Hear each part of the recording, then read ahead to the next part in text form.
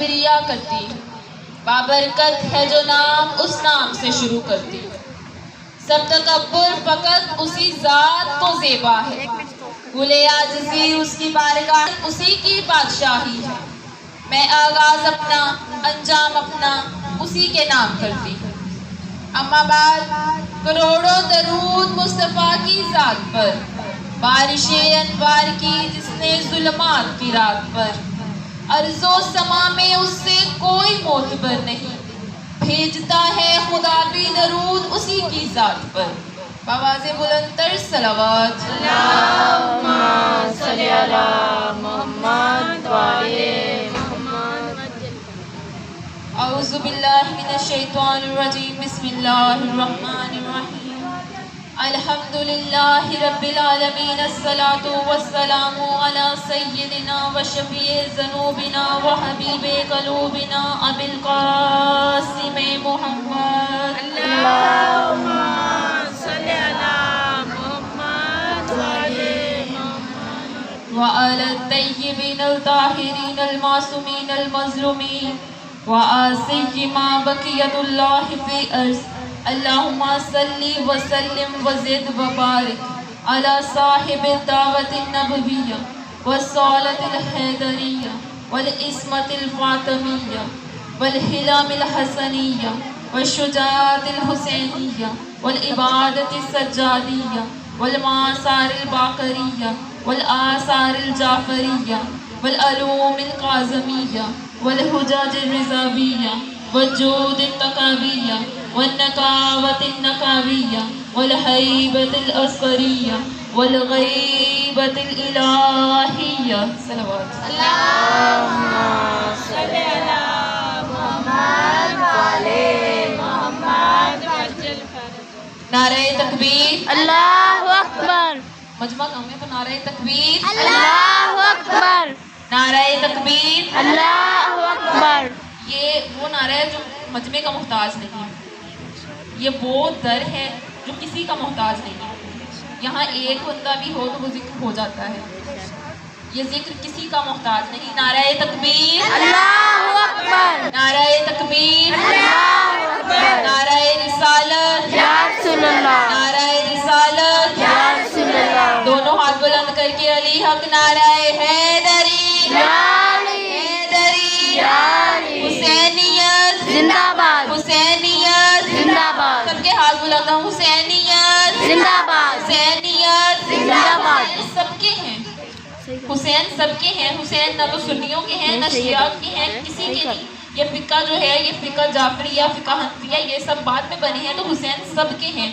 حسینیت زندہ باد، حسینیت زندہ باد، یزیدیت مردہ باد، یزیدیت مردہ باد، محمد و آل محمد کے دشمنوں پر لعنت، ہر زندہ مردہ دشمن پر لعنت، مجلس اعضاء کے دشمنوں پر لعنت، مجلس اعضاء کے دشمنوں پر لعنت، بے شمار، حسین کے قاتلوں پر لعنت، بے شمار، کربلا کے قاتلوں پر لعنت، بے شمار، بغداد کے چوروں قاتلوں پر لعنت، بے شمار، بی بی کا حق کھانے والوں پر لعنت، بے شمار، بی بی پر در گرانے والوں پر لعنت، بے شمار، بدعت کے چوروں پر لعنت، شمار، محمد و آل محمد کے ہر زندہ مردہ دشمن پر لعنت، بے شمار۔ پر محمد و آل محمد بلند تر صلوات۔ اللہم صلی علی محمد وعلی محمد۔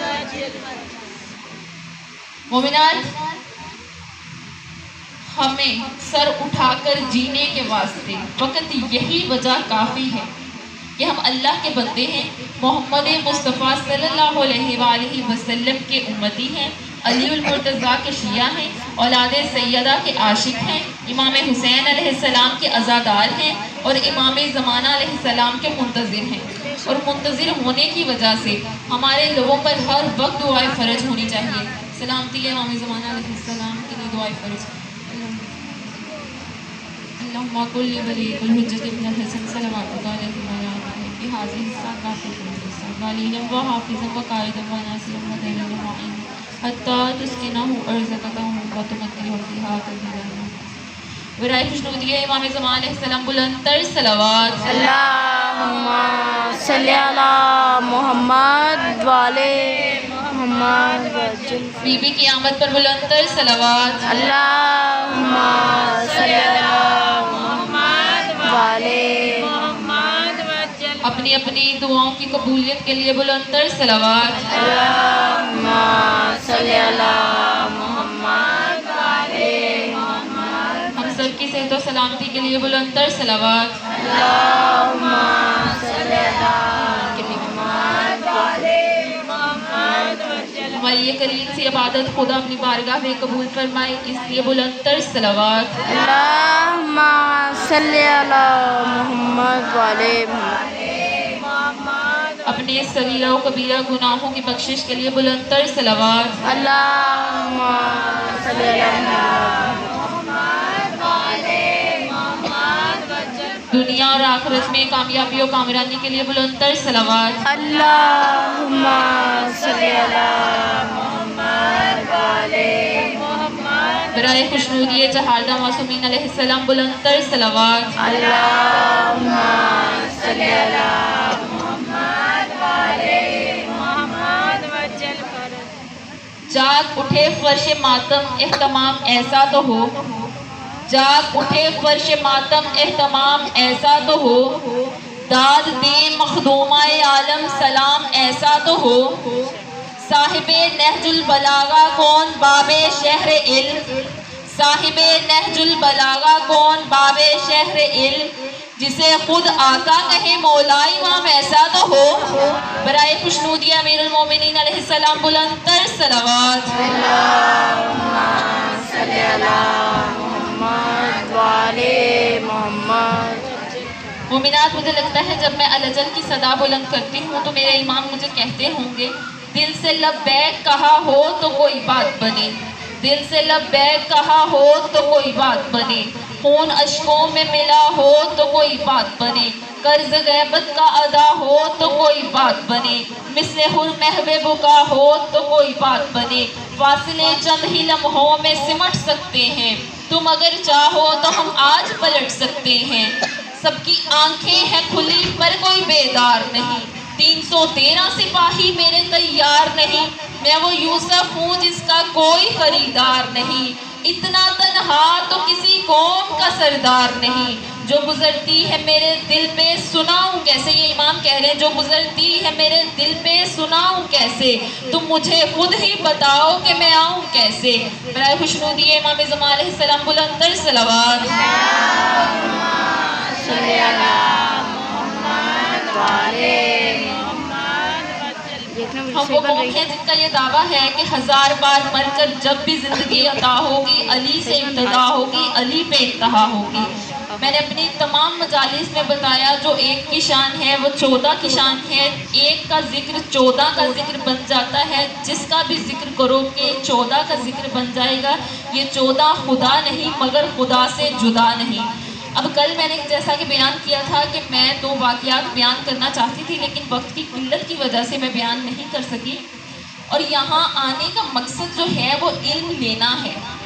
اور امیر المومنین علیہ السلام فرماتے ہیں کہ علم جتنا بانٹو گے اتنا زیادہ بڑھے گا، تو میں جتنا علم آپ لوگوں کو دوں گی میرے علم میں اتنا اضافہ ہوگا. اب اس در پہ میں علم لینے کے لیے آتی ہوں، باب شہر علم، باب شہر علم.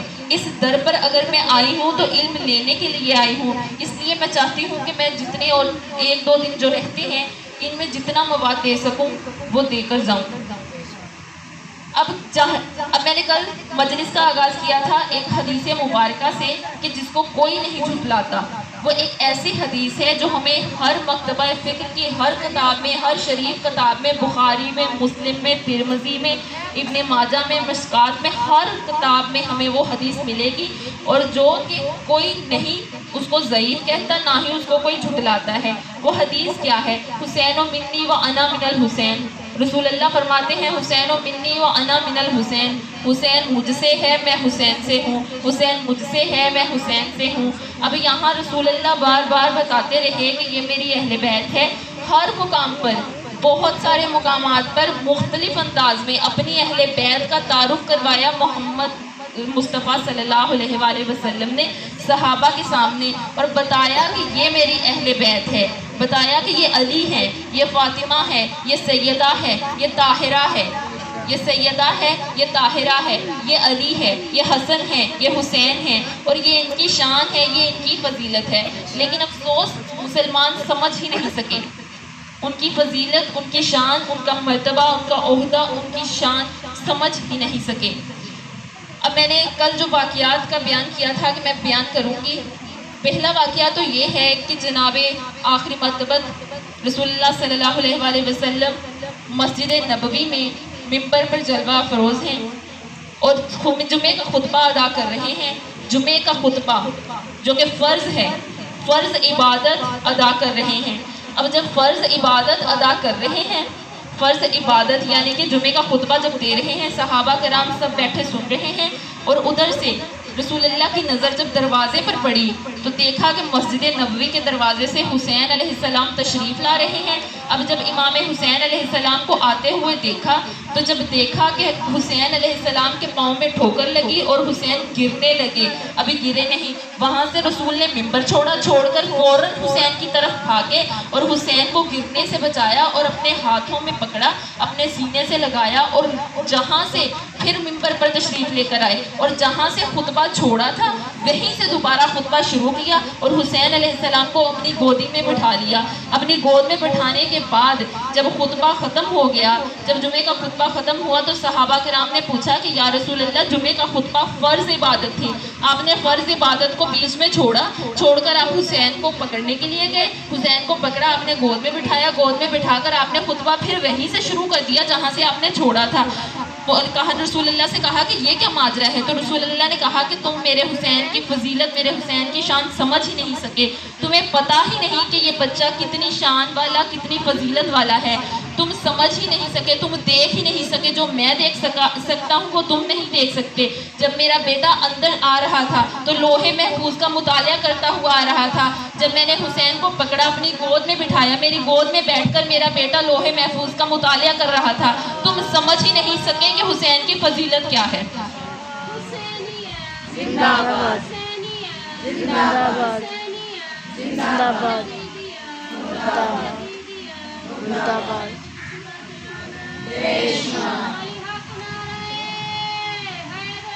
यारी यारी सल्ले अला मोहम्मद वाले मोहम्मद। अब अपने कल्ब की तस्कीन के लिए, अपने कल्ब के सुकून के लिए और आप लोगों की नज़रों की समाअत करते हुए, उनको हदिया करते हुए एक और वाक़या आपकी खिदमत में पेश कर दूं कि फिर रसूलुल्लाह सल्लल्लाहु अलैहि वसल्लम मस्जिद नबवी में मौजूद हैं, सहाबा कराम को फ़र्ज़ नमाज पढ़ा रहे हैं जो कि अरकान इस्लाम में से एक अहम रुकन है। नमाज अरकान इस्लाम में से एक अहम रुकन है। अब रसूलुल्लाह अहम रुकन अदा कर रहे हैं। अब रसूलुल्लाह जब अहम रुकन अदा कर रहे हैं, उस अहम रुकन का भी एक अहम रुकन है जो सजदा है। अब रसूल जब सजदे में गए तो जब रसूल सजदे में गए, वहाँ पीछे से हुसैन अलैहिस्सलाम तशरीफ़ लेकर आए, नमाजियों की सफ़ों को चीरते हुए, गर्दनों को फैलाते हुए, गर्दनों पर पाँव रखते हुए, नमाजियों जलीलुल कद्र सहाबी जो नमाजी हैं उनकी गर्दनों पर पाँव रखते हुए हुसैन, नन्हे हुसैन, मासूम हुसैन, छोटे से हुसैन रसूलुल्लाह की पुश्त पर जाकर बैठ गए। अब जब पुश्त पर जाकर बैठे तो हुसैन अलैहिस्सलाम का चेहरा सहाबियों की तरफ है। जब सहाबियों की तरफ है तो वहाँ जब अल्लाह ने देखा ये मंजर तो अल्लाह ने फ़ौरन जिब्रील को हुक्म दिया, जिब्रील जी रब्बे जलील फ़ौरन जाओ मेरे हबीब के पास, फ़ौरन जाओ मेरे रसूल के पास, मेरे नबी के पास और जाकर कहो कि अपने सजदे को तूल दे दो। अब जब जिब्रील रसूल के पास आए और कहा कि सजदे को तूल दो तो रसूलुल्लाह ने पूछा कब तक? रसूलुल्लाह ने जिब्रील से पूछा कब तक? जिब्रील ने कहा जब तक ये अपनी मर्जी से उतर ना जाए तब तक। अब रसूलुल्लाह ने सजदे को तूल देना शुरू किया, इतना तूल दिया कि अब रसूल इस इंतज़ार में है जिब्रील कुछ कहे। जिब्रील ने कहा कि मैं कैसे कुछ कहूँ, मैं तो अपनी मर्जी से कुछ कहता है नहीं। वो जिब्रील इंतज़ार में है कि वो मुझे कुछ कहे तो मैं कहूँ। अब वो इंतज़ार में है, वो खालिक, वो परवरदिगार, वो रब وہ عالمین کا رب اس انتظار میں ہے کہ میں کیسے کہہ دوں حسین اترے تو میں کچھ کہوں، میں کیسے کہہ دوں حسین اترے تو میں کچھ کہوں۔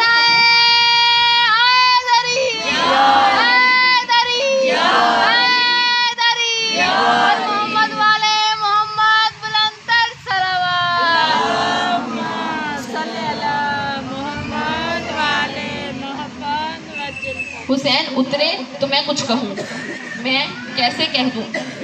اب پھر جبریل نے کہا سجدے کو اور طول دیجئے، اب اور طول دیتے گئے۔ صحابی ایک بہت جو مشہور صحابی ہیں جن سے بہت ساری احادیث روایت کی جاتی ہیں، حضرت ابو ہریرہ۔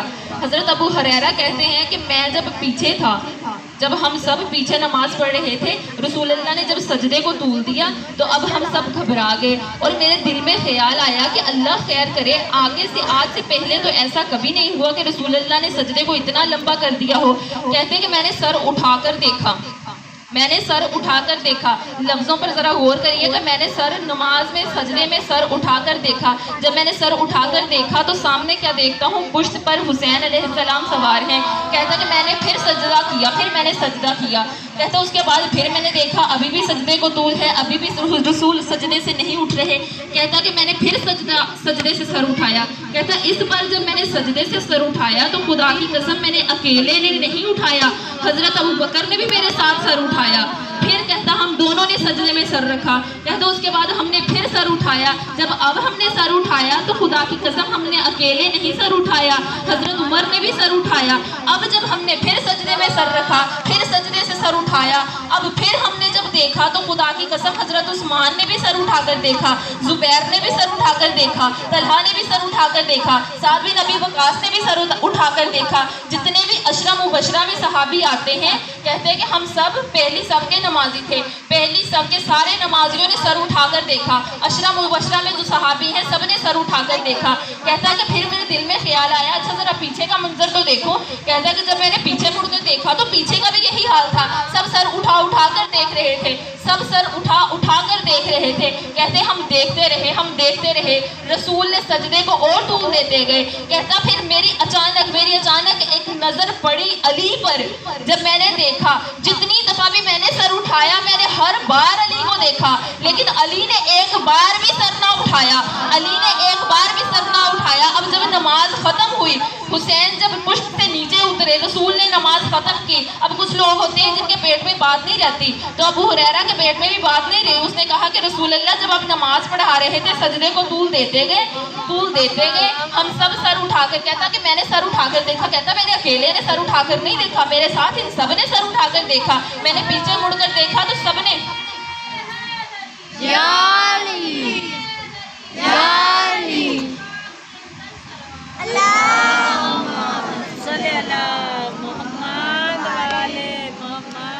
کہتا کہ جب میں نے پیچھے مڑ کر دیکھا تو سب نے، بہت سارے صحابی تھے کہ جنہوں نے میرے ساتھ سر اٹھا اٹھا کر دیکھا۔ اب رسول اللہ ایک اور ہم نے بات دیکھی، ایک اور بات نوٹ کی کہ ہم سب نے تو سر اٹھایا لیکن علی نے ایک بار بھی سر نہ اٹھایا، علی نے ایک بار بھی سر نہ اٹھایا۔ یا ابھی بھی سمجھ نہیں آئی جو رسول بار بار کہتے رہے علی تو مجھ جیسا میں تجھ جیسا، علی تو مجھ جیسا میں تجھ جیسا۔ اب رسول نے کہا کہ جب تک میں نے سر نہیں اٹھانا تھا علی نے سر کیسے اٹھانا تھا، کیونکہ علی مجھ جیسا میں علی جیسا، میں علی جیسا۔ اب اس نے کہا کہ رسول اللہ ایک اور بات کا خدشہ ہے، ایک اور بات کا ڈر ہے، ہم نے تو کئی بار سر اٹھا اٹھا کر سر رکھا ہے سجدے میں، تو کیا اب ہماری نماز قبول ہوگی؟ تو رسول اللہ نے کہا خدا کی قسم تمہاری پہلی جتنی بھی نمازیں ہیں ان کو قبول ہو نہ ہو، وہ عبادتیں قبول ہو نہ ہو، لیکن خدا کی قسم یہ جو نماز ہے تمہاری ضرور قبول ہوئی ہے۔ اور کس کے صدقے میں ہوئی ہے؟ حسین کے صدقے میں ہوئی ہے، کیونکہ جب تم سر اٹھا کر دیکھتے تھے تو تمہاری نظر حسین کے چہرے پر پڑتی تھی، حسین کے چہرے پر پڑتی تھی۔ اور میں نے ہر مجلس میں بیان کیا جو ایک کی شان ہے وہ 14 کی شان ہے، جو ایک کی شان ہے وہ 14 کی شان ہے۔ جہاں میں آپ لوگوں کو لے کر جانا چاہتی ہوں آپ لوگ پہنچ چکے ہوں گے، کیونکہ میں نے پہلی مجلس میں بیان کیا کہ علی کا چہرہ دیکھنا عبادت ہے، علی کا چہرہ دیکھنا عبادت ہے، یہ رسول نے کہا۔ اور رسول اپنی مرضی سے کچھ نہیں کہتے جب تک وہ نہیں وحی کرتا، رسول وحی کہتے ہیں، وحی کرتے ہیں، وحی دکھاتے ہیں جو وہ وحی کرتا ہے، اپنی مرضی سے رسول کچھ نہیں کرتے۔ کرتے. اب رسول نے کہا ہے کہ یہ 14 ایک ہیں, یہ 14 ایک ہیں. اس کے بعد اب یہ تو رسول نے بار بار ہر مقام پر مختلف انداز میں اپنی اہل بیت کا تعارف کروایا. کہیں بتایا کہ یہ صادق ہیں, بتایا کہ یہ قرآن اور اہل بیت ایک ہیں, قرآن اہل بیت سے جدا نہیں, اہل بیت قرآن سے جدا نہیں. وہ معاہدے میں لے کر گئے تو صادق بنا کر لے کر گئے, اپنی اہل بیت بنا کر لے کر گئے. تطہیر کے نیچے آئے تو بتایا کہ یہ اہل بیت ہیں. ہر مقام پر بار بار خدا کے حکم سے اپنی اہل بیت کا تعارف کروایا. اب پھر جب اللہ نے یہ آیت نازل کی, قُلْ لَا أَسْأَلُكُمْ عَلَيْهِ أَجْرًا إِلَّا الْمَوَدَّةَ فِي الْقُرْبَى. اب یہاں اللہ نے کہا قل, کہہ دو, نبی سے کہا کہہ دو ان سے, صحابہ سے, کیونکہ ابھی وہ صحابہ موجود ہیں. یہ آیت جیسے جیسے جس قوم میں پہنچتی جائے گی, اب یہ آیت ہمارے لیے ہے. رسول نے کہا, اللہ نے کہا کہ رسول سے کہہ دو, نہیں مانگتا اجر رسالت میں کچھ بھی تم سے, نہیں مانگتا اجر رسالت کچھ بھی تم سے سوائے میری اہل بیت کی مودت کے. اب یہ اللہ کے حکم سے رسول نے کہا ہے, اپنی مرضی سے نہیں کہا. اب یہاں جو اللہ نے کہا علیہ اجرن, علیہ اجرن, کہ جو میں نے تمہیں نعمتیں دی ہیں اس کا اجر مانگتا ہوں, جو میں نے تمہیں عطا کیا ہے اس کا اجر مانگتا ہوں. اب اللہ, وہ خالق, وہ پروردگار کہہ رہا ہے کہ مجھے اجر دو, مجھے اجر دو. اب یہاں میں بتاتی چلوں کہ ایک ہوتی ہے اجرت. اجر کو عربی زبان میں ہم اجر کہتے ہیں اور اردو میں ہم اجرت کہہ دیتے ہیں, اجرت. اور ایک ہوتا ہے دینا کچھ, جیسے کہ ہم خیرات کرتے ہیں کسی کو, ہم کسی کو خیرات کرتے ہیں. اب یہ دو مثالیں دے کر آپ کے اور قریب آ جاؤں کہ ہم کسی کو خیرات کرتے ہیں, کوئی ہم سے خیرات مانگتا ہے کہ مجھے خدا کے نام پر کچھ دے دو. اب ہم دینے لگے, وہ لینے لگا, ہم نے ہاتھ پیچھے ہٹا لیا کہ ہم نہیں دیں گے. اب یہ ہماری مرضی ہے, وہ کہے گا چلو ٹھیک ہے نہیں دینا تو نہ صحیح, اللہ تمہارا بھلا کرے. اب خیرات ہم نے اپنی مرضی سے دینی ہے, اور اس نے اگر ہم سے خیرات مانگی ہے, اللہ کے واسطے مانگی ہے, وہ ہم پر کوئی کلیم نہیں کر سکتا, وہ ہم پر کوئی دعویٰ دائر نہیں کر سکتا, وہ ہم پر کوئی کیس نہیں کر سکتا کہ اس نے اگر نہیں دی خیرات تو کیوں نہیں دی. اب یہاں جو اللہ نے کہا علیہ اجرن, اجر دو, اب یہاں اللہ کہہ رہا ہے اجر دو. اجر یعنی کہ اجرت دو. اجرت کس چیز کی خدا مانگ رہا ہے, اجرت کس چیز کی خدا مانگ رہا ہے. اجرت اب خدا اس چیز کی مانگ رہا ہے کہ جو اس نے اتنی ہمیں نعمتیں دی ہیں اس کی اجرت مانگ رہا ہے. اب اللہ نے اتنی نعمتیں بار بار قرآن میں سورہ رحمان میں یہ آیت ہے, فَبِأَيِّ إِلَىٰ رَبِّكُمَا تُكَذِّبَانِ, اور تم اپنے پروردگار کی کون کون سی نعمت کو جھٹلاؤ گے. اس پر میں نے پہلے مجلس بیان کی ہے, پہلے میں نے پڑھی ہے مجلس. اب یہاں اللہ نے اور بہت ساری نعمتیں ہیں جو ہمیں عطا کی ہیں, انسانوں کو دی ہیں. وہ کون سی نعمتیں ہیں, جیسے کہ یہ مالٹے, امرود, کھجوریں, انگور, یہ جتنے بھی پھل ہیں, سیب, کیلا وغیرہ جتنے بھی پھل ہیں, اب یہ سب پھل اللہ نے ہمیں دیے ہیں نعمت. یہ سارے پھل, یہ ساری سبزیاں, جتنی بھی چیزیں ہیں, یہ اللہ کی نعمتیں ہیں جو اللہ نے انسانوں کو دی ہیں. اب یہ جو نعمتیں ہیں یہ ایسی نعمتیں ہیں کہ یہ ایک ہی زمین سے اگتی ہیں, لیکن اس خالق کا کرم دیکھو, اس خالق کی عطا دیکھو, اس خالق کی شان دیکھو کہ یہ جس زمین سے نکلتی ہیں, ایک ہی زمین سے نکلنے کے باوجود نہ کیلے میں کبھی سیب کا ذائقہ آیا, نہ سیب میں کبھی کیلے کا ذائقہ آیا, نہ مالٹے میں کبھی انگور کا ذائقہ آیا, نہ انگور میں کبھی مالٹے کا ذائقہ آیا. ساتھ درخت ہونے کے باوجود بھی سب اپنا اپنا ذائقہ رکھتے ہیں. اور یہ کس کی شان ہے, یہ اس خدا کی شان ہے کہ جس نے اس طرح سے نعمتیں عطا کی ہمیں. اور پھر اب اللہ نے کہا کہ میں نے وَمَا خَلَقْتُ الْجِنَّ وَالْإِنسَ إِلَّا لِيَعْبُدُونَ, میں نے جنوں اور انسانوں کو فقط اپنی عبادت کے لیے پیدا کیا. اب اس خدا نے اپنی عبادت کے لیے جنوں اور انسانوں کو پیدا کیا. اب اگر خدا کہتا, خدا چاہتا, اب خدا نے ہمیں مکمل بنا کر بھیجا ہے. خدا نے ہمیں 2 آنکھیں دی ہیں, ہونٹ دیے ہیں, دانت دیے ہیں, انگلیاں دی ہیں, ہاتھ دیے ہیں, بازو دیے ہیں, ٹانگیں دیے ہیں, پاؤں دیے ہیں, ہمیں بالکل مکمل بھیجا ہے. اب اگر کسی کے پاس کوئی نعمت نہیں ہوگی نا، اس کو اس نعمت کی قدر ہوگی. اگر کوئی ہے، اب ہمیں نظر آتا ہے تو اس کی ابھی ہمیں شاید قدر نہ ہو، لیکن جب یہ بینائی ہم سے چلی جاتی ہے، ہم سے چھین لی جاتی ہے، ہماری بینائی ختم ہو جاتی ہے، ہمیں تب اس نعمت کی قدر ہوتی ہے. کیونکہ جب تک جو کوئی چیز ہمارے پاس ہوتی ہے اس کی قدر نہیں ہوتی، جب تک وہ چھن نہیں جاتی. جب چھن جاتی ہے انسان کو پھر اس کی قدر ہوتی ہے، کیونکہ انسان بہت ناشکرا ہے. اس کو جتنا عطا کر دو یہ کہتا رہے گا اور. اللہ اکبر.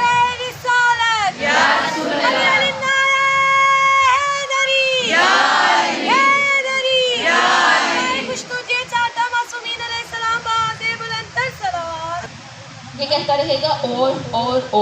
اب اللہ نے جو کہا کہ میں نے جنوں اور انسانوں کو فقط اپنی عبادت کے لیے پیدا کیا، اب عبادت کروانے کے بہت سارے طریقے تھے اس خالق کے پاس، کیونکہ وہ خالق ہے، ہر چیز پر قادر ہے.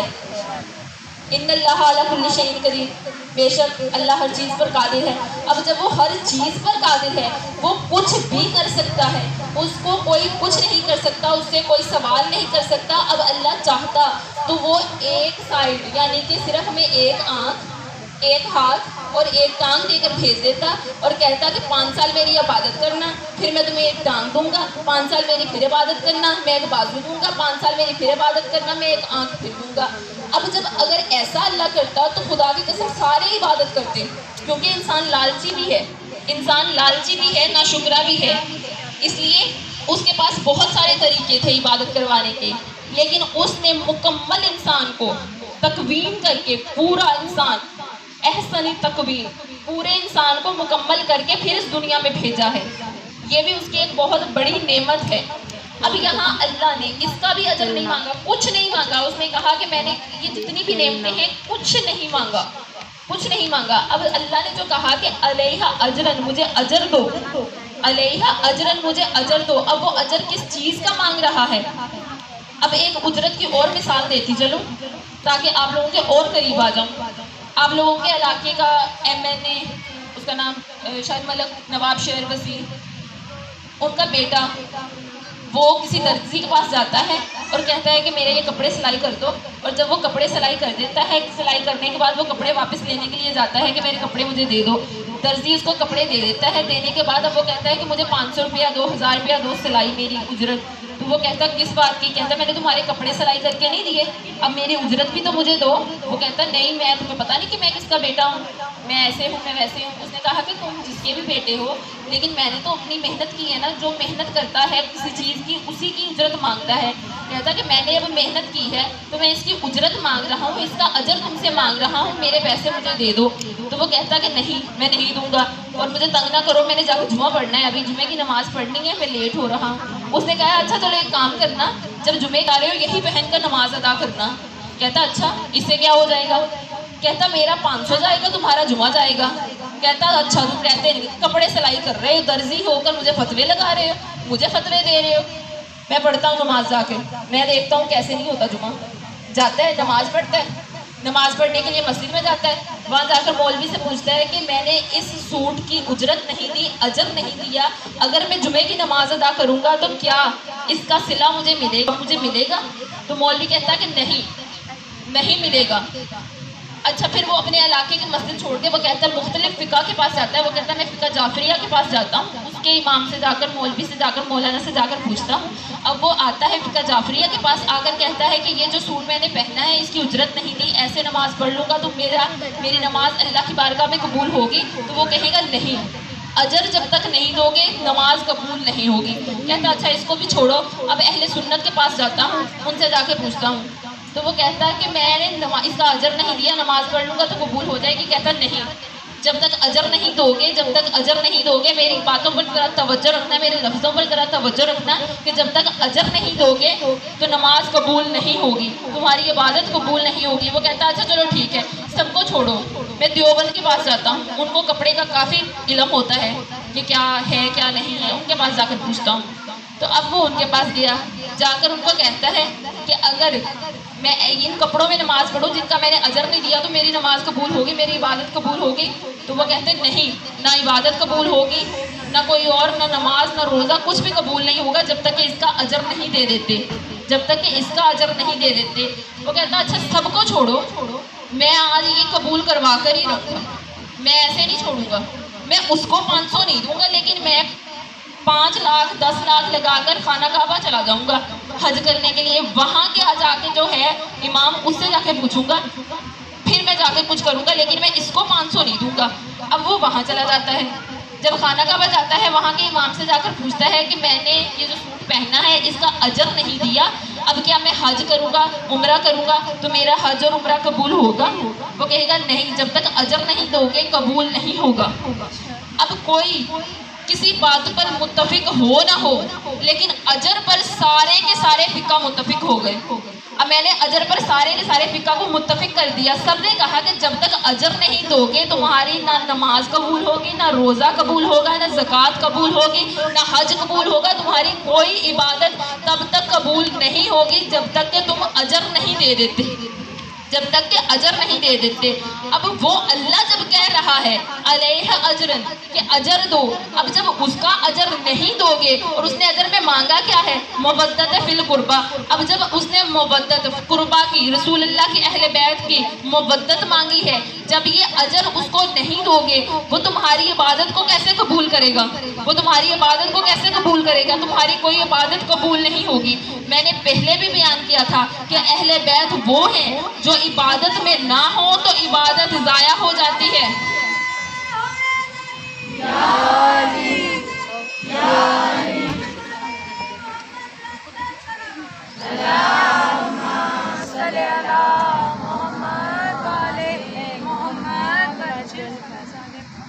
اہل بیت نماز میں نہ ہو تو عبادت قبول نہیں ہوتی، نماز قبول نہیں ہوتی. اگر یہ نہیں ہوں گے تو تمہاری نماز، تمہاری عبادت ضائع ہو جائے گی. اور اگر اصحاب محمد کو نماز اور عبادت میں لے کر آؤ گے تو نماز پھر بھی ضائع ہو جائے گی. اس لیے یہ ضروری ہے، اور یہ ضروری اس لیے ہے کیونکہ رسول نے کہا ہے، اور رسول نے اس لیے کہا ہے کیونکہ اللہ نے حکم دیا ہے. اب یہاں جو میں نے مودت کا لفظ استعمال کیا ہے، مودت کا جو لفظ میں نے استعمال کیا ہے، اب یہاں اللہ نے یہ نہیں کہا کہ میں رسول سے یہ نہیں کہا کہ ان سے کہہ دو کہ اجر رسالت میں کچھ نہیں مانگتا سوائے میری اہل بیت کی محبت کے. اب یہاں اللہ نے محبت نہیں کہا بلکہ مودت کہا ہے. اب مودت اور محبت میں فرق کیا ہوتا ہے یہ بھی بیان کرتی چلوں. ایک ماں ہے، اس کے سامنے گولیاں چل رہی ہیں، اس کے بیٹے کو گولی لگنے لگی تو وہ آگے آ کر کھڑی ہو گئی اور اس کو گولی لگ گئی اور وہ مر گئی. یہ محبت ہے ماں کی، یہ ماں کی محبت ہے کہ اس نے اپنے بیٹے کی جان بچائی اور اپنے اوپر گولی لے کر اپنی جان دے دی بیٹے کی محبت میں، بیٹے کی محبت میں. اب ایک اور مثال دوں اور آپ کے اور قریب آ جاؤں کہ کچھوا، مینڈک اور مچھلی یہ سب پانی کے جانور ہیں، پانی میں رہتے ہیں. کچھوا اور مینڈک ایسے جانور ہیں کہ جو پانی سے محبت کرتے ہیں. یہ پانی میں رہتے ہیں، جب ان کو خوراک کی ضرورت پڑتی ہے یہ پانی سے باہر آ جاتے ہیں، خوراک ڈھونڈتے ہیں، کھانا کھاتے ہیں، پیتے ہیں، باہر گھومتے پھرتے ہیں، پھر اندر چلے جاتے ہیں پانی میں. یہ پانی سے محبت کرتے ہیں. اور مچھلی وہ جانور ہے جو پانی سے مودت کرتی ہے. کس طرح سے کرتی ہے کہ یہ پانی میں جب تک رہتی ہے تو زندہ رہتی ہے، جو ہی پانی سے باہر نکالو تو یہ مر جاتی ہے. اور یہ پانی سے اتنی مودت کرتی ہے، اتنی مودت کرتی ہے کہ مچھلی کھانے کے بعد انسان بار بار پانی پیتا ہے، بار بار پانی پیتا ہے، بار بار پانی پیتا ہے. یہ اس بات کی دلیل ہے کہ مچھلی کو پانی سے محبت نہیں بلکہ مودت ہے. مودت اس طرح کی ہونی چاہیے، مودت ایسی ہوتی ہے. اب ایک اور مثال دے دوں اور قریب آ جاؤں کہ جو ایمان ابو طالب پر شک کرتے ہیں یہ ان کے لیے ہے، کہ جو ایمان ابو طالب پہ شک کرتے ہیں یہ ان کے لیے ہے کہ اگر جناب ابو طالب علیہ السلام جب اسلام کو ضرورت پڑی، جناب ابو طالب علیہ السلام سامنے آئے، جناب ابو طالب علیہ السلام نے مدد کی اور اپنی اولاد کو بھی پیش کیا. اب اگر جناب ابو طالب کو شب ہجرت، اگر جب رسول کو ضرورت تھی، مدینہ سے جب وہ گئے، مکہ سے گئے مدینہ کی طرف، شب ہجرت رسول کو ضرورت تھی. کس کی؟ کیونکہ رسول کی جان کو خطرہ تھا. اب رسول کی جان بچانے کے لیے کسی کو وہاں لیٹنا تھا. تو اب اگر جہاں علی کو لٹایا تھا وہاں ابو طالب علیہ السلام لیٹتے تو یہ محبت ہوتی اپنے بیٹے کے لیے کہ علی کو بچا لیتا ہوں اور خود لیٹ جاتا ہوں. یہ بیٹے کے لیے محبت ہوتی. لیکن یہ وہ ہستیاں ہیں، یہ وہ گھرانہ ہے کہ جنہوں نے اپنے بیٹوں کو خود تیار کر کے اس بستر پر لٹایا کہ جہاں پتہ ہے کہ موت کا خطرہ ہے، یہ جہاں موت کا خطرہ ہے، رسول اللہ کی جان بچانے کے لیے علی کو تیار کر کر اس بستر پر لٹایا۔ جناب ابو طالب نے اپنے بیٹے کو رسول پر قربان کیا، یعنی کہ وہاں لٹا دیا اور کوئی پرواہ نہ کی، جان کی کوئی پرواہ نہ کی۔ اور اسی طرح کربلا میں ذرا ایک نظر ڈالو کہ وہاں جتنی بھی مائیں ہیں، سب مائیں یہی کہتی ہیں کہ پہلے میرا بچہ شہید ہو، پہلے میرا بچہ شہید ہو، پہلے میرا بچہ شہید ہو، اور خود مائیں کفن پہنا کر بچوں کو رخصت کرتی ہیں، خود مائیں کفن پہنا کر بچوں کو رخصت کرتی ہیں حسین پر قربان ہونے کے لیے، حسین پر قربان کرنے کے لیے۔ اب اللہ نے کہا کہ اللہ آدم سے لے کر ہر نبی، جتنے بھی نبی ہیں وہ سارے کے سارے نبی اللہ کو کہتے رہے کہ اے اللہ تو راضی ہو جا، اے اللہ تو راضی ہو جا، اے اللہ تو راضی ہو جا۔ اور اللہ ان کو محمد و آل محمد کو کہہ رہا ہے یا ایتھا النفس المطمئنہ،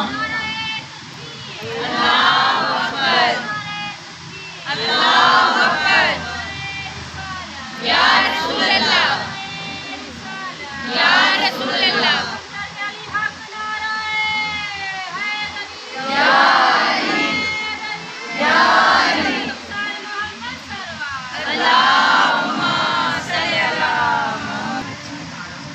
دونوں ہاتھ بلند کر کے علی حق نعرہ حیدری، حیدری مطمئنہ، اے نفس مطمئنہ ارجعی الی ربک راضیۃ مرضیہ، پلٹ اپنے خدا کی طرف، تیرا خدا تجھ سے راضی ہوا، تو راضی ہو جا۔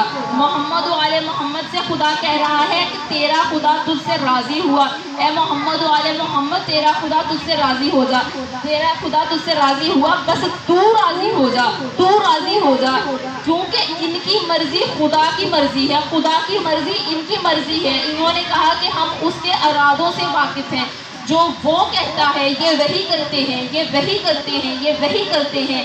دنیا میں کائنات میں انہوں نے وہی کیا جو اس نے کیا، جو اس نے کہا، اس نے جو وحی کی انہوں نے وحی کیا۔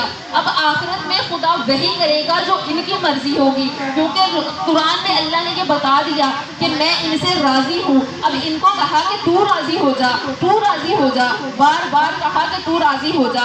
اب آدم سے لے کر ہر نبی نے اللہ کو راضی کرنا چاہا، اللہ نے کہا میں تو راضی ہوں، بس تو راضی ہو جا۔ محمد علیہ محمد کو کہا تم راضی ہو جاؤ۔ اب جو ان کو راضی کرے گا وہ خدا کو راضی کرے گا، جو ان کو ناراض کرے گا۔ لبیک یا حسین۔ عشق کائنات میں فقط 2 بار ہوا، عشق کائنات میں فقط 2 بار ہوا۔ ایک بار اللہ کو اپنے محبوب سے، اپنے رسول سے، اپنے نبی سے ہوا تو کل کائنات کو تخلیق کر دیا۔ ایک بار حسین کو اپنے محبوب سے، اپنے خالق سے، اپنے رب سے، اپنے پروردگار سے ہوا تو اپنی کل کائنات لٹا دی، کل کائنات لٹا دی۔ حسین نے اپنے پاس کچھ نہیں رکھا تو خدا نے بھی اپنے پاس کچھ نہیں رکھا۔ اس نے جنت ان کو دے دی، اپنی مرضیاں ان کو دے دی، سب کچھ اپنا ان کو دے دیا کہ اب جو یہ چاہیں گے خدا وہی کرے گا۔ مومنات، امام سجاد علیہ السلام فرماتے ہیں کہ اگر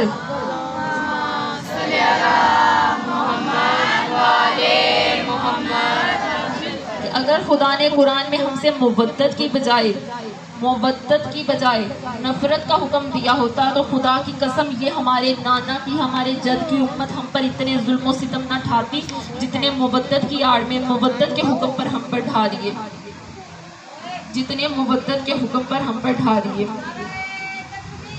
اللہ اکبر، یا رسول اللہ۔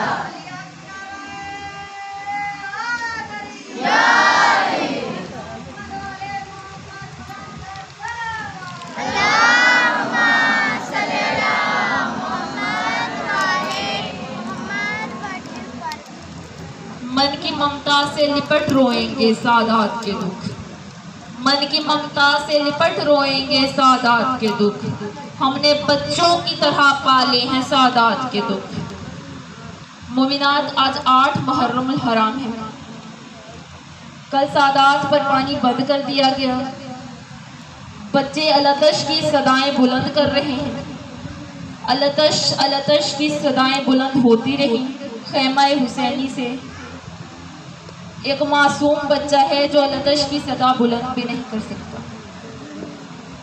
مومنات، یہ دن گزرتے گئے، التش کی صدائیں بلند ہوتی رہی، شب عاشور بھی گزر گیا۔ جب صبح عاشور آیا، آج مومنات اس بی بی کو پرسہ دینا ہے کہ جو اس غازی کے بھروسے مدینہ سے چلی تھی، جو پردوں کا وارث ہے، جو عصمتوں کا وارث ہے، جو پردوں کا وارث ہے۔ بی بی زینب عباس کے بھروسے مدینہ سے کربلا تک کا سفر کر کے آئی تھی۔ آج ہر بی بی یہاں پرسہ لینے کے لیے آئی ہیں، اور میں نے پہلے بھی عرض کیا کہ یہاں جتنا بھی کوئی غریب کیوں نہ ہو، اس کے گھر جا کر ہم پرسہ دیتے ہیں۔ مومنات، بی بی خود چل کر یہاں پرسہ لینے کے لیے آتی ہیں۔ نبی کی بیٹی اتنی غریب کر دی، اتنی غریب ہو گئی، اس امت نے اتنے ظلم ڈھائے کہ بی بی خود چل کر پرسہ لینے کے لیے آتی ہیں۔ اور بی بی ہمیں معاف کرنا کہ اگر ہم رو نہ سکیں، ہم حق ادا نہ کر سکیں، ہم بے شک حق ادا نہیں کر سکتے، ہم بے شک حق ادا نہیں کر سکتے۔ آج 8 دن ہو گئے ہمیں صف ماتم پر بیٹھے ہوئے، ہمیں صف عزا پر بیٹھے ہوئے، ہم پرسہ دے رہے ہیں لیکن ہم حق ادا نہیں کر سکے۔ اب کل سے 10 محرم تک یہ رونے کے مصائب کے دن ہیں، اور اصل کربلا تو 11 محرم کو شروع ہوئی تھی نا مومنات، اصل امتحان تو 11 محرم کو شروع ہوا تھا۔ شہادت تو میراث تھی، بے پردگی تو میراث نہیں تھی، بے پردگی تو میراث نہیں تھی۔ مومنات، اب جب صبح عاشور کا دن آیا تو عباس بار بار امام حسین کے خیمے میں جاتے ہیں، اور جا کر کیا کہتے ہیں؟ جا کر صرف اتنا کہتے ہیں کہ مولا مجھے اجازت دے دیجئے جنگ لڑنے کی۔ عباس کی 2 حسرتیں تو ہیں، عباس اس دنیا سے 2 حسرتیں لے کر گئے، ایک سکینہ کو پانی پلا دیں اور ایک جنگ لڑنے کی حسرت۔ یہ 2 ایسی حسرتیں ہیں جو عباس ساتھ لے کر گئے۔ مومنات، اب عباس بار بار حسین کے خیمے میں جاتے ہیں اور رو رو کر کہتے ہیں کہ مولا ایک بار جنگ لڑنے کی اجازت دے دے، مولا اس موج اشقیاء کو اگر ان کے جد نہ یاد کروا دیے جن کو میرے بابا نے خیبر و خندق میں مارا تھا، بدر و احد میں مارا تھا، تو میرا نام عباس نہیں، میں ان کو شام کی دیواروں سے اس لشکر کو ٹکرا دوں گا، یہ شام کی دیواروں سے جا ٹکرائیں گے، یہ کوفہ میں ادھر ادھر بھٹکتے پھریں گے، مولا بس ایک بار اجازت دے دیجئے جنگ لڑنے کی۔ مولا نے کہا کہ نہیں عباس، نہیں عباس۔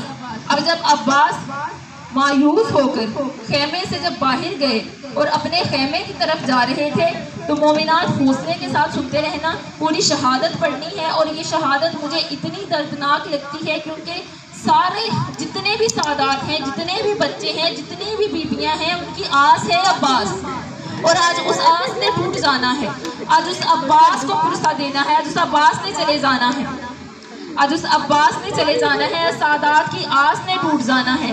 تو حوصلے کے ساتھ میرا ساتھ دینا، حوصلے کے ساتھ بی بی کو پرسہ دینا، اور مجھے اتنی توفیق دے بی بی کہ میں شہادت پڑھ سکوں۔ اب عباس جب اپنے خیمے کی طرف جا رہے ہیں تو کیا دیکھتے ہیں مومنات؟ ایک چھوٹی سی معصومہ ہے، ایک چھوٹی سی بچی ہے جو عباس کے خیمے کے در سے لپٹے ہوئے زمین پر، خاک کربلا پر، تپتی ہوئی ریت پر بیٹھی ہے، اور عباس کیا دیکھتے ہیں کہ ہاتھ میں مشکیزہ ہے جو ایک معصومہ کبھی اپنے ماتھے پر لگاتی ہے، کبھی اپنے ہونٹوں پر لگاتی ہے، کبھی اپنے گلے پر لگاتی ہے کہ شاید کوئی ایک قطرہ پانی کا ہو جس سے مجھے ٹھنڈک مل جائے، شاید کوئی ایک قطرہ ہو پانی کا جو میں اپنے اصغر کو جا کر پلا سکوں، شاید کوئی ایک قطرہ پانی کا اس مشک سے نکل آئے۔ لیکن مومنات، جب دیکھا عباس نے، جب یہ منظر عباس نے دیکھا تو عباس بھاگتے ہوئے سکینہ کی طرف آئے اور آ کر بی بی کو اپنے سینے سے لگایا اور ہاتھ جوڑ کر کہا کہ آقا زادی خاک پر کیوں بیٹھی ہیں، آقا زادی یہاں کیوں بیٹھی ہیں؟ کہا کہ چچا میں انتظار کر رہی تھی کہ چچی قرآن پڑھ کر اٹھے تو پھر میں ان سے پوچھوں کہ میرے چچا کہاں ہیں، میں آپ ہی سے ملنے کے لیے آ رہی تھی۔ مومنات، عباس نے کہا کہ چچا کو خود بلا لیتی، بی بی آپ حکم کرتی کہ چچا خود خیمے میں آ جاتے، آپ نے یہ زحمت کیوں کی؟ کہا کہ چچا میں ایک امید کے ساتھ آئی ہوں، چچا میں ایک درخواست لے کر آئی ہوں، چچا میرا اصغر بہت پیاسا ہے، چچا مجھے بہت پیاس لگی ہے، چچا پانی لے کر آئیے نا، چچا پانی لے کر آئیے نا۔ کہا کہ سکینہ میں بار بار حسین کے پاس جا رہا ہوں، میں بار بار مولا حسین کے پاس گیا ہوں، لیکن تیرا بابا مجھے اجازت نہیں دیتا، سکینہ میرے ساتھ آؤ اور مجھے اجازت لے دو اپنے بابا سے۔ اب سکینہ نے اپنے چچا کا ہاتھ پکڑا اور چلنا شروع کر دیا۔ جب حسین نے دور سے خیمے سے آتے ہوئے دیکھا کہ عباس سکینہ کو ساتھ لے کر آ رہے ہیں، اب حسین نے دل پر ہاتھ رکھا اور ہاتھ رکھ کر کہا کہ عباس ایسی سفارش کو ساتھ لے کر آ رہے ہو جس کو میں منع بھی نہیں کر سکتا۔ اب جب سینے پر ہاتھ رکھا اور رکھ کر جب سکینہ پاس پہنچی تو کہا کہ میرے چچا کو جنگ لڑنے کی اجازت دے دیجئے نا بابا، میں بہت پیاسی ہوں، میرا اصغر بہت پیاسا ہے۔ اب حسین نے یہاں مومنات عزاداروں، یہاں حسین نے سوال کیا کہ سکینہ کس کے لیے کہہ رہی ہو پانی منگوانا ہے؟ کہا کہ میں اپنے بھائی اصغر کے لیے پانی منگوانا چاہتی ہوں، میں اپنے اصغر کو پانی پلانا چاہتی ہوں، چچا کو فرات پر جانے کی اجازت دے دیجئے۔ تو سکینہ سے حسین نے کہا سکینہ تمہارا اصغر 6 ماہ کا ہے، تمہارا اصغر 6 ماہ کا ہے، تم اپنے اصغر کے ساتھ 6 ماہ رہی ہو اور تمہیں وہ اتنا پیارا ہے۔ میں اپنے عباس کے ساتھ 32 سال رہا ہوں، عباس کو کیسے فرات پر جانے کی اجازت دے دوں جبکہ میں جانتا ہوں عباس واپس نہیں آئے گا؟ سکینہ اجازت تو میں دے دیتا ہوں، لیکن ایک بات کا خیال رکھنا، عباس اب چلا گیا تو شام غریبہ میں صدائیں نہ دینا عباس کو، شام غریبہ میں ہائے چچا کی صدائیں نہ دینا عباس کو، جب شمر نے تماشے مارے تو صدائیں نہ دینا عباس کو، میرا بھائی فرات پر تڑپتا رہ جائے گا، سکینہ عباس کو صدائیں نہ دینا۔ مومنات جب اجازت مل گئی حسین نے عباس کو تیار کیا، تیار کرنے کے بعد کہا کہ عباس اجازت ہے، فرات پر جاؤ اور جا کر مشکیزے میں پانی بھرو۔ اب حسین نے یہ نہیں کہا کہ مشکیزہ بھر کر لے آؤ، پانی بھر کر لے آؤ، حسین نے کہا مشکیزے میں پانی بھرو۔ اب جب حسین نے کہا کہ عباس اجازت ہے، عباس جانے لگے۔ عزاداروں عباس جب جانے لگے تو حسین نے پیچھے سے آواز دی، عباس زینب سے اجازت تو لے لو جو تمہارے بھروسے آئی تھی مدینہ سے۔ اب عباس نے امام حسین کا ساتھ لیا اور ساتھ لے کر خیمہ زینبیہ کی طرف گئے۔ جب بی بی زینب کے خیمے کے پاس گئے تو بی بی جائے نماز پر بیٹھی تھی۔ جب بی بی جائے نماز پر بیٹھی تھی تو عباس قدموں میں بیٹھ گئے اور بیٹھ کر کہا کہ بی بی الوداع۔ جب زینب نے الوداع کی صدا سنی تو زینب نے رونا شروع کر دیا۔ اب عباس نے پوچھا کہ آقا زادی کیا ہوا، رو کیوں رہی ہے؟ آقا زادی کیا ہوا؟ مومنات حوصلے کے ساتھ سننا، ابھی تو شہادت پڑھنی ہے، ابھی تو صرف اجازت پڑھ رہی ہوں۔ اب عباس نے پوچھا کہ آقا زادی رو کیوں نہیں ہے؟ کہا مجھے ایک وقت یاد آ گیا۔ کہا کون سا وقت؟ کہا کہ میرے بابا نے مجھے بتایا تھا کہ یہ وہی کوفہ شہر ہے جہاں زینب تمہیں قیدی بنایا جائے گا، اور کہتی کہ میں نے رو کر کہا تھا کہ بابا ایسا نہیں ہو سکتا، کس میں اتنی جرت جو عباس کے ہوتے ہوئے زینب کو قیدی بنا لے؟ لیکن عباس جب تم نے الوداع کہا تو مجھے یقین ہو گیا کہ زینب قیدی بھی بنے گی، زینب اسیرہ بھی بنے گی، زینب بازاروں میں جائے گی، زینب شرابیوں کے بازاروں سے گزرتی ہوئی جائے گی۔ ہائے وہ شام کی گلیاں، اور کہاں یہ زہرا کی گلیاں، ہائے وہ شام کی گلیاں، کہاں یہ زہرا کی گلیاں۔ آج بی بی نے کہا کہ ہم شام بھی جائیں گے، ہم دربار کے یزید میں بھی جائیں گے، یزید کے دربار میں بھی جائیں گے۔ عباس مجھے یقین ہو گیا کہ میں قید ہو جاؤں گی، عباس مجھے یقین ہو گیا کہ میں قید ہو جاؤں گی۔ عباس جاؤ، خدا خیر کرے۔ اب جب سوار کرنے لگے نا تو زینب نے کہا کہ بھیا عباس، بھیا حسین، میں بھی سوار کرنے کے لیے آؤں گی۔ اب جب عباس کو گھوڑے پر سوار کرنے لگے تو میرے آقا نے، میرے حسین نے، مولا نے کہا کہ عباس اپنی تلوار مجھے دے دو، عباس اپنی تلوار مجھے دے دو، عباس اپنا نیزہ مجھے دے دو۔ اب تلوار اور نیزہ جب لے لیا تو زینب نے رو کر کہا کہ عباس سے تلوار اور نیزہ کیوں لے لیا بھیا؟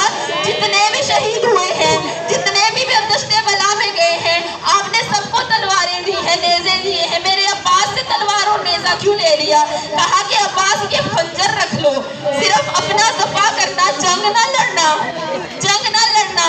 اب جب عباس کو سوار کر دیا، اب علم ہاتھ میں تھما دیا، اب ایک ہاتھ میں علم ہے، ایک ہاتھ میں مشکیزہ ہے، ایک ہاتھ میں علم لیے، ایک ہاتھ میں مشکیزہ لیے، یہ باوفا خیمہ حسینی سے رخصت ہوا اور فرات کی طرف چلنا شروع کیا۔ اب جب یہ سارے جتنے بھی یزیدی تھے، انہوں نے عباس کا بہت دبدبا تھا، بہت روب تھا، کوئی قریب نہیں آتا تھا۔ اب انہوں نے جب دیکھا کہ عباس آ رہے ہیں، سب پیچھے ہٹتے گئے۔ عباس نے اپنا دفاع کرتے ہوئے صرف دفاع کیا اور بہت سارے یزیدیوں کو فنار کیا اور کرتے ہوئے فرات تک پہنچ گئے۔ اب وہاں جب فرات پر پہنچے، وہاں مشکیزہ بھرا۔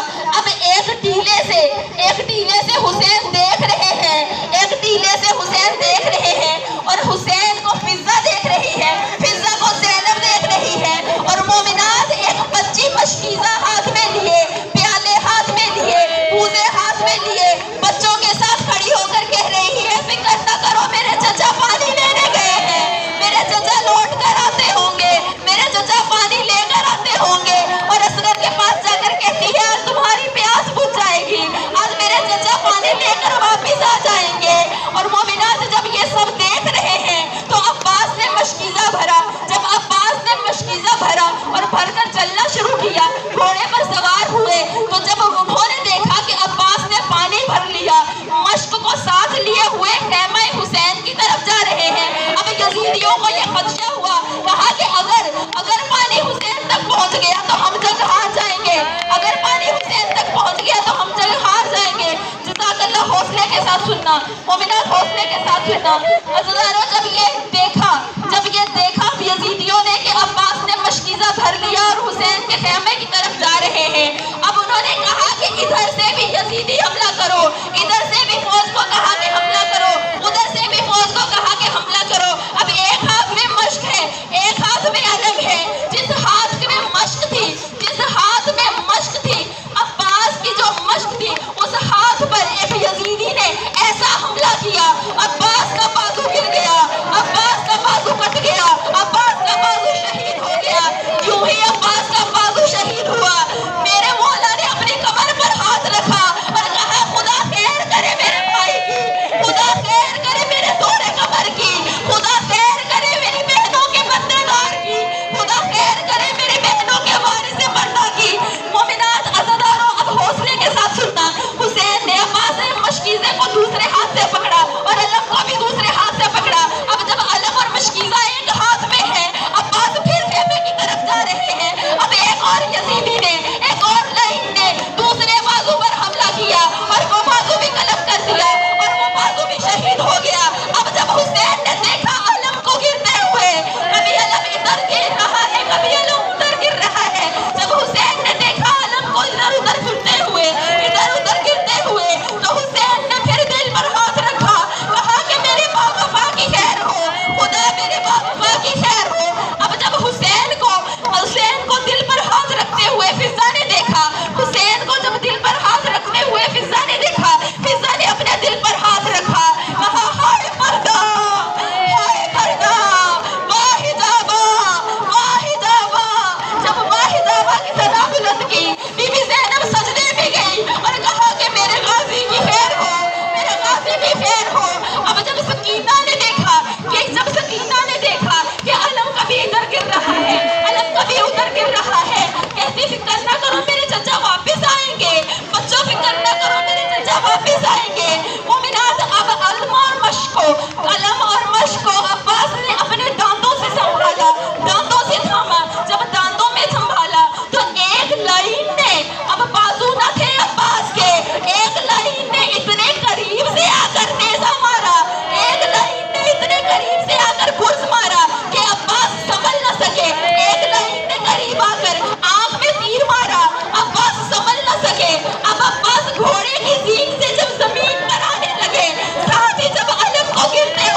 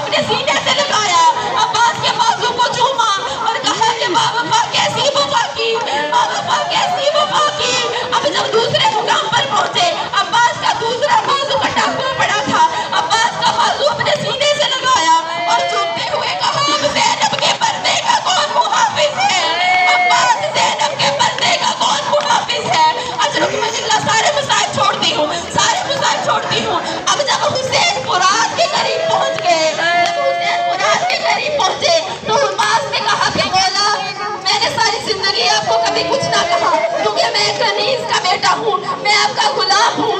آقا بس اتنا کر دیجئے کہ جب میں دنیا میں آیا تھا سب سے پہلے آپ کی زیارت کی تھی، اب جب میں جانے لگا ہوں تو سب سے پہلے آپ کی زیارت کرنا چاہتا ہوں، اب آخری دفعہ میں آپ کی زیارت کرنا چاہتا ہوں۔